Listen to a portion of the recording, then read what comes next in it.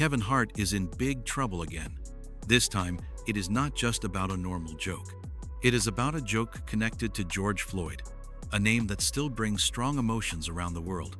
A Netflix roast show caused a huge backlash, and instead of saying sorry, Kevin Hart chose a different path. Brutal murder at the hands of the Minneapolis Police Department. Our community is still experiencing grief and trauma. We have young people in our community who were children at the time, they're now teenagers, still dealing with the impacts of the police killing of George Floyd. And instead of allowing our community to grieve in peace, to celebrate George Floyd in peace, we have Netflix comedians making light of the brutal killing of George Floyd. It is unacceptable. So Kevin Hart's responding to the backlash after George Floyd joke at his roast. From this moment, everything changed. People started arguing, posting, and reacting everywhere online. Many people were angry after the joke was made.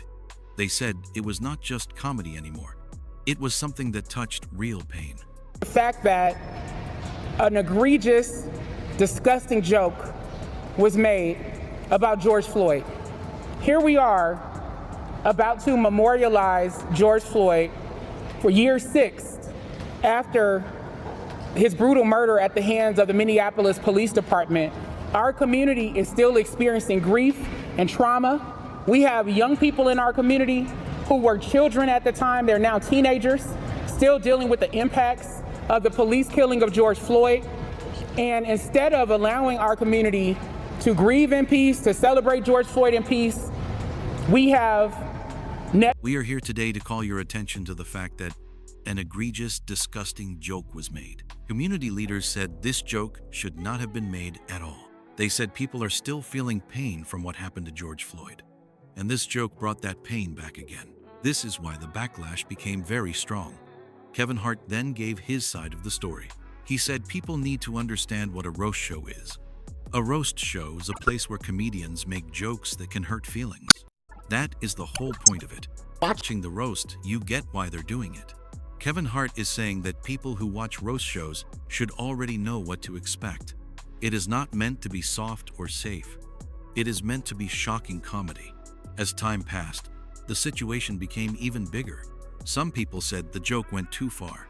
Other people said it is just comedy and should not be taken seriously. Really strong. I don't expect less. That's what they do. Kevin Hart explained that comedians like Tony Hinchcliffe always do this type of comedy. They push limits on purpose. That is what roast comedy is known for. But not everyone agreed with him.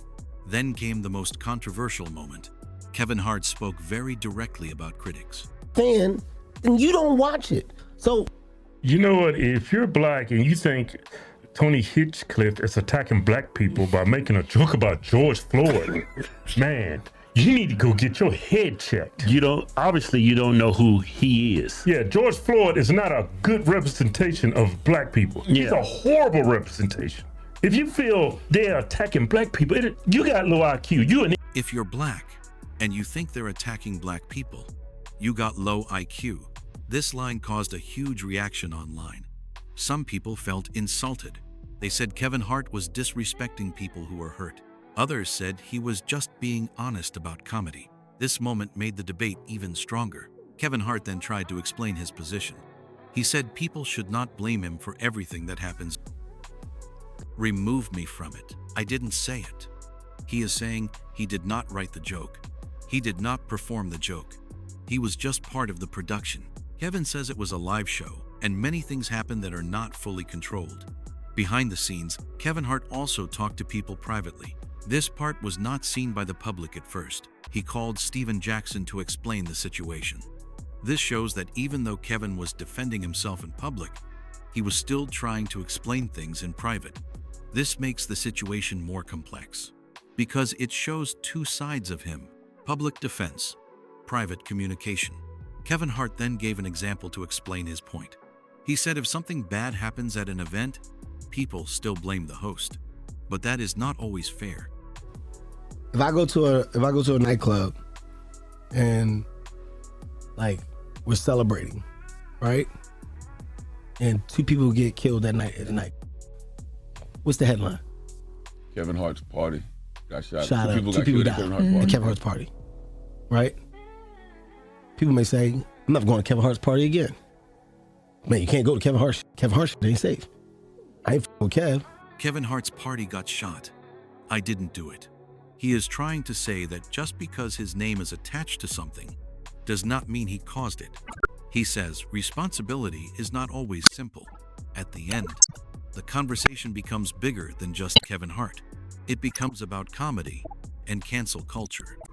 Yeah, I think for the most part it's hating, and Kevin Hart is getting a real good taste of cancel culture.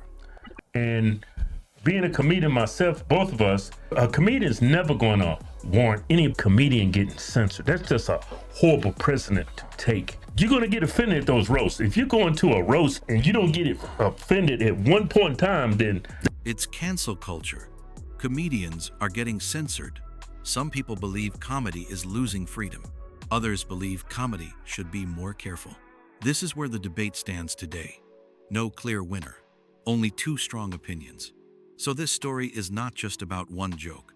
It is about how comedy, emotions, and public opinion collide. Kevin Hart did not fully apologize. He did not fully step back. He stayed in the middle. And that is why this story is still being talked about today.